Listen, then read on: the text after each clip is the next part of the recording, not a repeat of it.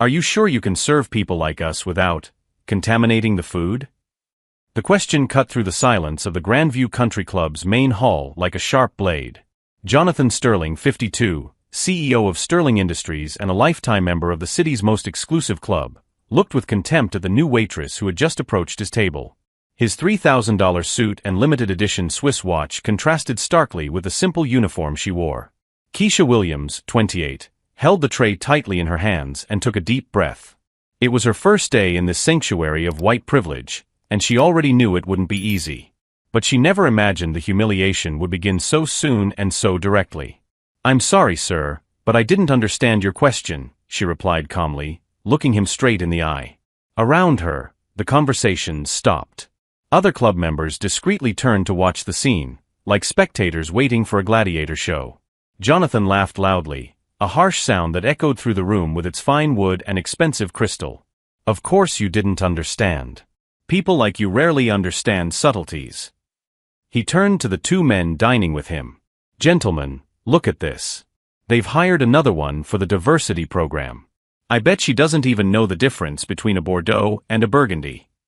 His companions laughed nervously, but Keisha remained motionless. Her dark eyes maintained a disturbing serenity, as if this were not her first battle. In fact, anyone who knew her story would know that she had weathered much worse storms.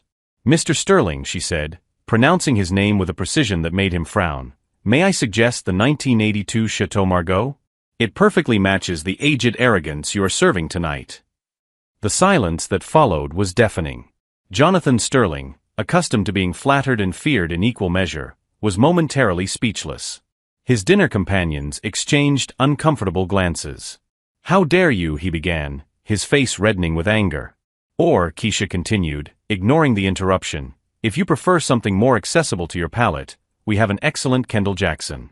Nothing too sophisticated, but perfect for someone who confuses money with class." Then something extraordinary happened. Across the room, some of the older waiters, all white, all accustomed to bowing their heads in the face of Sterling's insults, began to slowly approach her. Not to support her, but out of pure morbid curiosity. Jonathan Sterling didn't know it yet, but he had just awakened something that had been dormant for a long time. Keisha Williams wasn't just another employee trying to survive in a hostile environment.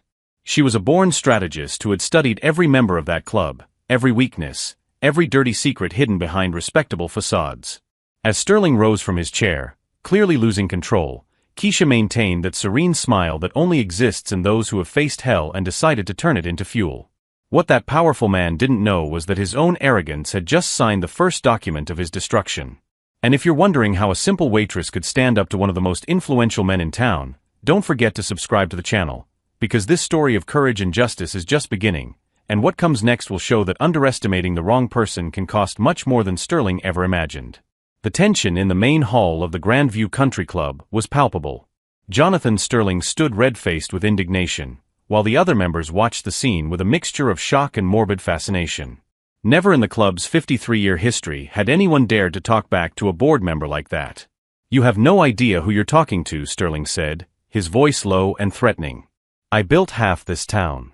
My company employs 2,000 people. One phone call from me and you'll never work again." Keisha maintained her calm demeanor, but her eyes flashed with something Sterling couldn't quite identify. "Mr. Sterling, with all due respect, you didn't build anything. Your employees built it. Your workers built it. You just signed checks with money you inherited from your grandfather."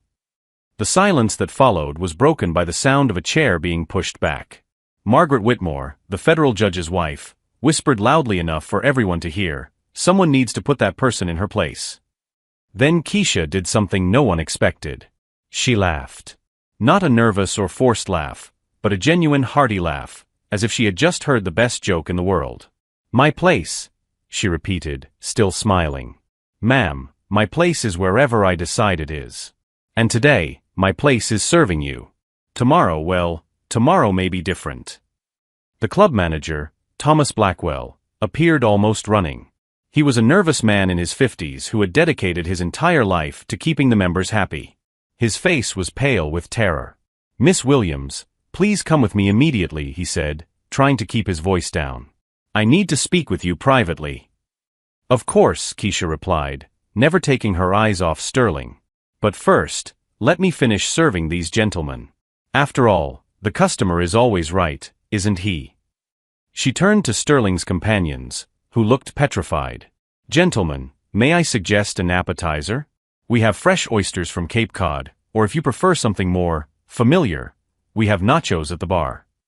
The provocation was deliberate and well aimed.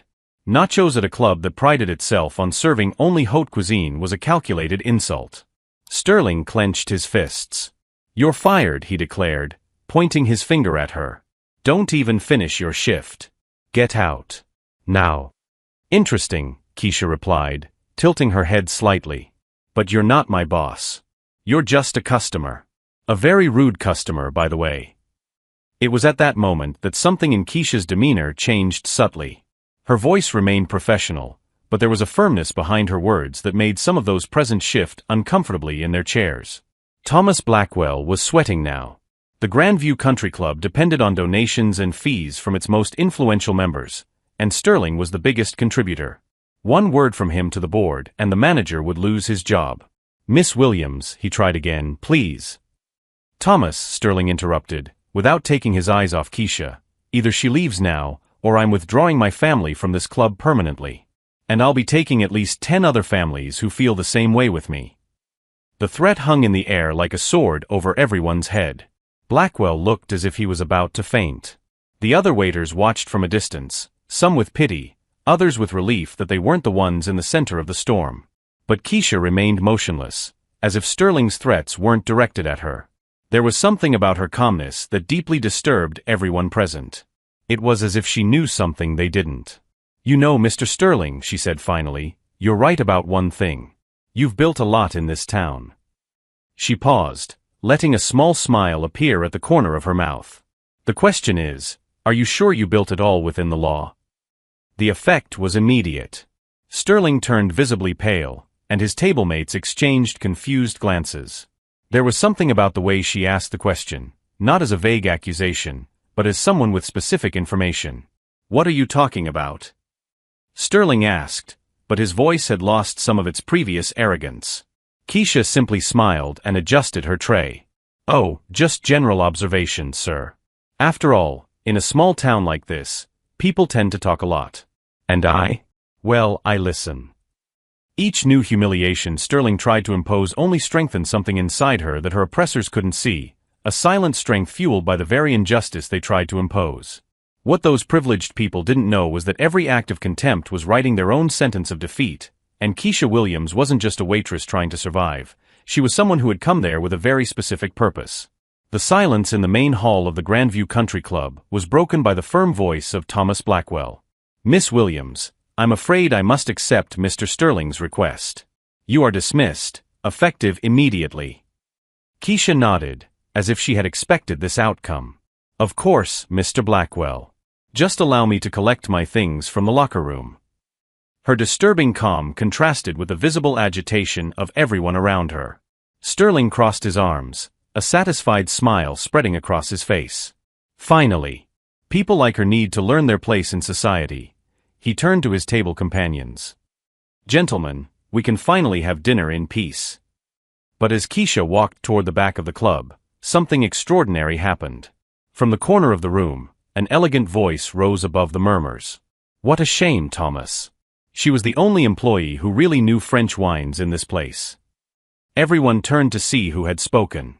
It was Victoria Ashford, 82 years old, widow of the club's founder and the only person in the place with more influence than Sterling. She sat alone at her usual table, delicately cutting a piece of salmon. "Mrs. Ashford," Blackwell said nervously, "I didn't realize you heard." "Oh, I heard everything," she replied, without looking up from her plate. "Especially the part about the 1982 Chateau Margaux. An interesting choice for someone who supposedly doesn't know anything about wine, don't you think?" Sterling felt a growing discomfort, but he kept his composure. "Mrs. Ashford, with all due respect, that person was being completely inappropriate." Inappropriate. Victoria finally looked up, fixing her gaze on Sterling with an intensity that made several members shift uncomfortably in their chairs. "Jonathan, my dear, I have been drinking wine for over 60 years. My late husband built one of the finest private wine cellars on the East Coast. And I can assure you that the young lady's suggestion was absolutely perfect. Keisha, who had stopped near the back door, watched the scene with renewed interest. It was no coincidence that Victoria Ashford had chosen that moment to speak. The two had spoken briefly 3 days earlier when Keisha had her job interview. Besides, Victoria continued, I found it quite educational to hear someone who has actually studied the history of French wines, rather than the shallow talk about expensive brands I usually hear around here. The comment hit Sterling like a public slap in the face. His tablemates avoided looking directly at him, clearly uncomfortable with the shift in the power dynamic. Thomas Blackwell was visibly sweating now. Victoria Ashford wasn't just an influential member, she was the club's largest individual donor and had veto power over all major decisions. Ms. Ashford, Sterling tried, surely you understand that we cannot tolerate employees who disrespect our members. Disrespect. Victoria laughed dryly. Jonathan, I was present when you asked that disgusting question about contaminating the food. If anyone was disrespectful here, it certainly wasn't her. The atmosphere in the room changed dramatically. Other members began whispering among themselves, and some seemed genuinely embarrassed by Sterling's behavior. It was rare to see anyone confront him publicly, and the rebuke came from the most respected person in the club. Keisha took advantage of the moment of confusion to approach again. Ms. Ashford, I appreciate your kind words. But I understand Mr. Blackwell's position. Rules are rules. Nonsense, Victoria declared. Thomas, I want you to reconsider this decision immediately. This young lady clearly has knowledge that would be valuable to our tasting events. It was then that Keisha played her second card. Actually, Ms. Ashford, if I may mention, I have an international sommelier certification from the École du Vin de Paris. I studied for 2 years in France before returning to the United States. The silence that followed was absolute. Sterling blinked several times, as if he couldn't process the information. A certified sommelier serving tables at the Grandview Country Club was like discovering that the janitor was a neurosurgeon in disguise. France? Repeated Margaret Whitmore, the judge's wife, in a weak voice. Yes, Keisha replied casually. I also worked at Le Bristol in Paris for 18 months. I learned that true knowledge about wine has nothing to do with how much money you have to spend on it. Victoria Ashford smiled for the first time that evening, a smile that mixed satisfaction with something that looked very much like mischievous amusement. Fascinating. And I'm sure your experiences in France have given you a unique perspective on many things. Victoria's tone suggested layers of meaning that Sterling couldn't quite decipher. But Keisha understood perfectly. During their conversation 3 days earlier, she had discreetly mentioned that she had information about certain irregularities in the business dealings of some prominent members of the club. Thomas Blackwell looked from Sterling to Victoria, clearly torn between two powerful forces pulling him in opposite directions. Well, perhaps we could reconsider. No, Sterling said firmly, slamming his fist on the table. I will not tolerate this ridiculous reversal. Either she leaves, or I withdraw my family from this club permanently. It was then that Victoria Ashford did something no one expected. She rose slowly, leaning on her ornate cane, and walked over to Sterling's desk. Her voice, when she spoke, was low, but every word cut through the air like a blade. Jonathan, dear, are you really sure you want to turn this into a matter of ultimatums? She paused, her piercing blue eyes fixed on his. Because, you know, in my 82 years, I've learned that people who make public threats usually have more to lose than they realize. Sterling swallowed hard. There was something in Victoria's tone that made him realize he was treading on dangerous ground. But his wounded pride would not allow him to back down. I'm serious, Mrs. Ashford. It's her or me. Victoria smiled again, but this time there was nothing kind about it. How interesting. Such a definitive choice. She turned to Keisha. My dear, would you agree to stay for tomorrow night's tasting event? It will be a perfect opportunity to demonstrate your knowledge. Keisha nodded. It would be an honor, Mrs. Ashford. Perfect, said Victoria, tapping her cane on the floor once. Thomas, consider that settled. Miss Williams stays. Sterling stood abruptly, his chair scraping across the floor.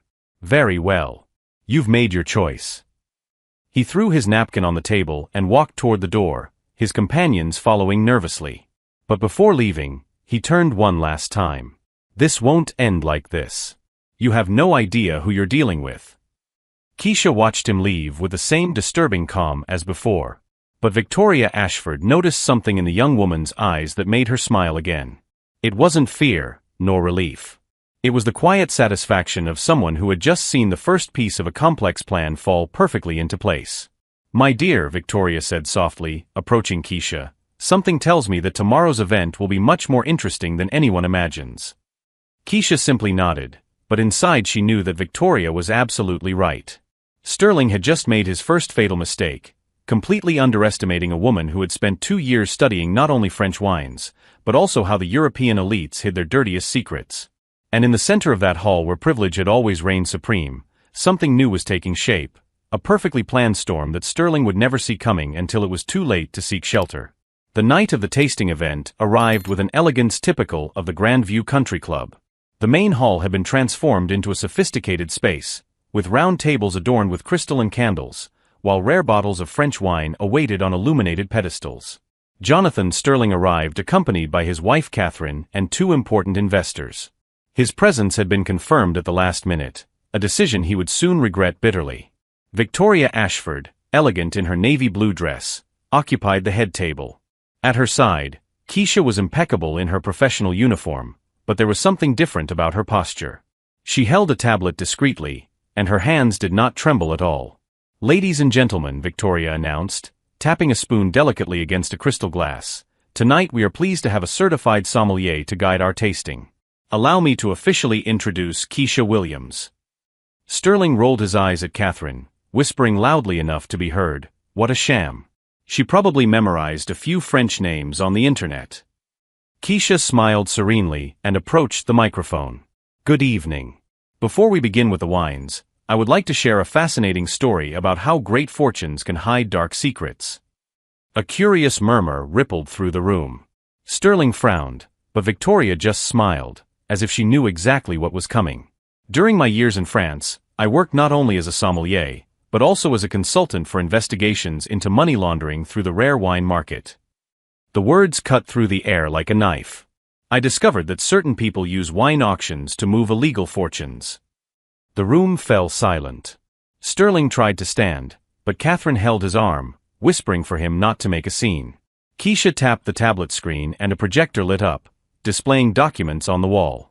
For example, this transaction of $200,000 for a bottle of 1945 Romani Conti, purchased by a shell company registered in the Cayman Islands. Sterling turned pale as a sheet. On the screen, clearly visible, was his signature on documents he thought were buried forever. "The shell company belongs to Sterling Industries," Keisha continued with murderous calm.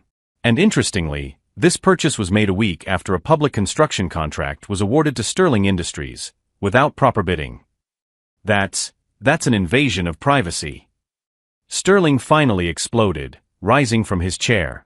"You have no right to expose private documents." "Private?" Keisha raised an eyebrow. "Mr. Sterling, these documents were obtained through an official investigation by the United States Department of Justice. I am a special agent with the FBI, working undercover for the past 6 months."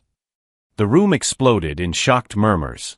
Catherine Sterling dropped her wine glass, which shattered on the floor. Thomas Blackwell looked as if he were about to faint. Keisha showed her official identification. "Operation Vintage Corruption has monitored money laundering through art and wine auctions. Mr. Sterling, you have moved $3.2 million illegally over the past 2 years." "You can't prove anything," Sterling shouted, but his voice trembled. "Actually, we can." Keisha tapped the tablet again. "We have recordings of your phone conversations with corrupt city officials. We also have complete bank records from the Cayman Islands." Sterling's recorded voice echoed through the hall. "The mayor will sign the contract tomorrow. Prepare the transfer to the usual account. And make sure there are no traces." The effect was devastating. Sterling tried to run toward the exit, but 2 FBI agents, who had been disguised as waiters throughout the event, blocked his way. "Jonathan Sterling," said Keisha, her voice now carrying all the authority of her royal position, "you are under arrest for money laundering, corruption, and fraud against the federal government." As Sterling was handcuffed, he shouted, "You planned this. You set me up." Victoria Ashford approached him, her cane tapping firmly on the floor. "My dear, you set yourself up. We merely provided the rope." Catherine Sterling wept silently as the investors who had accompanied her husband moved away from him as if he were contagious. "Sterling Industries will be thoroughly investigated," Keisha announced to the stunned room. "All contracts from the last 5 years will be reviewed. The family's assets have been frozen as of this afternoon." Sterling stopped struggling against the handcuffs and looked directly at Keisha, finally understanding the magnitude of his defeat. Who are you really?" Keisha smiled, but there was no cruelty in her smile, only justice served.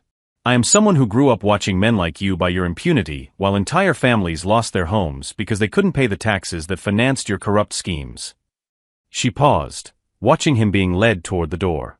"And I'm also someone who studied hard to gain the competence necessary to take you down legally."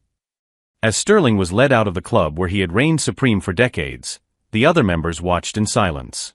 Many seemed to be re-evaluating their own actions and words of the past few weeks. Victoria Ashford clapped her hands slowly. "Ladies and gentlemen, this has truly been the most educational tasting we have ever witnessed. We have learned that not all poison comes in wine bottles. Sometimes it comes disguised as privilege and arrogance." In the center of that hall where discrimination disguised as tradition had once reigned, a new reality was now taking shape. True excellence had prevailed over prejudice, proving that justice, when served with intelligence and patience, tastes more satisfying than any rare wine in the world. 6 months after Operation Vintage Corruption, the Grandview Country Club had been completely transformed. What had once been a sanctuary of privilege based on prejudice now operated under new management, with strict policies of inclusion and diversity. Jonathan Sterling was serving his 12-year federal prison sentence. His assets had been confiscated to reimburse the public coffers, and Catherine Sterling lived modestly in a rented apartment, working as a receptionist, ironically, being treated by others the same way her husband used to treat employees. Sterling Industries was dismantled, and its 2,000 employees were relocated to competing companies operating within the law. The fraudulent contracts were cancelled, and new public projects were put out to bid transparently, benefiting dozens of small local businesses. Keisha Williams had been promoted to regional supervisor for the FBI, heading a new division specializing in white-collar financial crimes. Her operation at the Grandview Club became a case study in police academies across the country. Agent Williams has demonstrated that the best weapon against corruption is strategic patience combined with impeccable technical competence, the FBI's regional director said during the award ceremony. She has proven that justice is not revenge, it is the intelligent application of the law. Victoria Ashford, now 83, had become one of the club's biggest advocates for reform.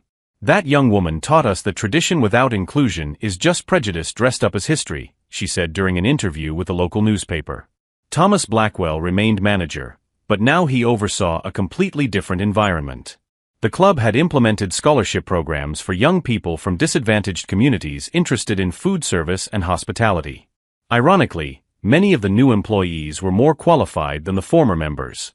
Most surprising was the discovery that several club members who had previously been silent about Sterling's behavior began to speak out against other forms of discrimination. Margaret Whitmore, the judge's wife, even funded a wine education program for low-income youth. "Sometimes it takes someone brave to take a stand for us to realize our own cowardice," she admitted publicly. Keisha's story spread across social media and national news outlets. Dozens of other minority federal agents began sharing their own experiences of discrimination on the job, creating an awareness movement within the police force itself. The Department of Justice launched a national initiative called Operation Mirror, focused on investigating discrimination and corruption in traditionally exclusive institutions. In less than a year, 12 similar cases were uncovered in different states. Keisha never sought fame or personal recognition. When asked by reporters about her motivation, her response was simple: "I grew up seeing competent people judged by the color of their skin rather than their character. I decided to use my position to ensure that happens less and less." Sterling, in his cell, occasionally watched the news about the success of the operation that brought him down. His cellmates, many of them victims of the same corrupt system he had helped perpetuate, treated him with the same contempt he had shown others in the past. The irony was perfect. The man who believed that social position defined human worth was now discovering exactly what his true worth was when stripped of all power and privilege. Victoria Ashford, in one of her last interviews, summed up the lesson perfectly. Keisha showed us that true class doesn't come from your cradle or your bank account. It comes from how you treat people who can't seem to benefit you. And when we finally meet someone who refuses to accept our disrespect, we discover who we really are. Keisha's greatest victory wasn't just taking down a corrupt man. It was inspiring an entire generation of young people from minority backgrounds to pursue careers in fields where they traditionally weren't welcome, proving that competence and determination always beat prejudice and undeserved privilege. Sterling tried to destroy someone he thought was inferior, but ended up destroying himself. Keisha learned that true revenge isn't getting back at those who hurt you, it's achieving success that your enemies could never imagine, and using that success to open doors that others tried to close.